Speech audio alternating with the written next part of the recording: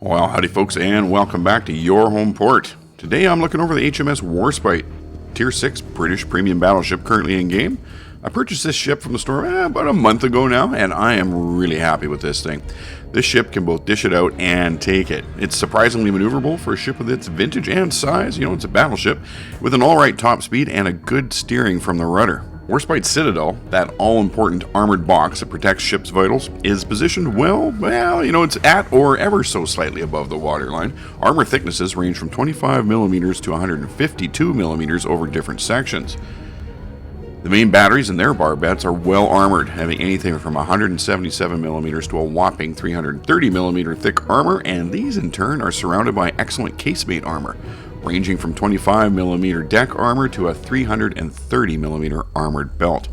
The armored belt is sloped and covers the top and sides of the Citadel at the waterline. Auxiliary room protection is a further 25mm.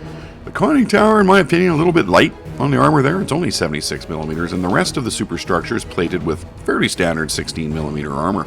Bow plating is 25mm, and at bow-on type angling is sure enough to keep shells up to 357mm from overmatching and penetrating. While this isn't quite up to stopping 380mm battleship shells, there isn't a cruiser in-game that could break you with your bow pointed at them.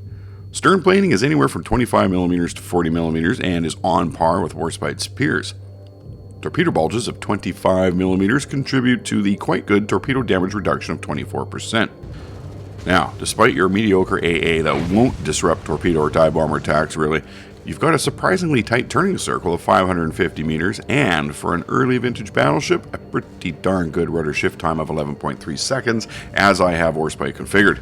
That and a 23.5 knot top speed really gives you a fair chance to avoid those torpedoes if you're paying attention. Now, one of the best ways to avoid getting hit by anything is to not be there, as the wise Mr. Miyogi once said. And that advice correlates to not being detected, and for such a large ship, like all battleships, Warspite has a pretty decent detection range at sea of only 13.8 kilometers. Really not too bad at all. Okay, so Warspite has all the tools to sail around the battlefield and either avoid or shrug off a lot of damage, but can it dish it out? Oh yeah, it sure can, and in spades for sure. Warspite's 381mm guns got a maximum dispersion of 219 meters, only 219 meters, at its 16 and change kilometer maximum range, making it a breeze to land your shots on target, and these guns tend to hit hard in my experience.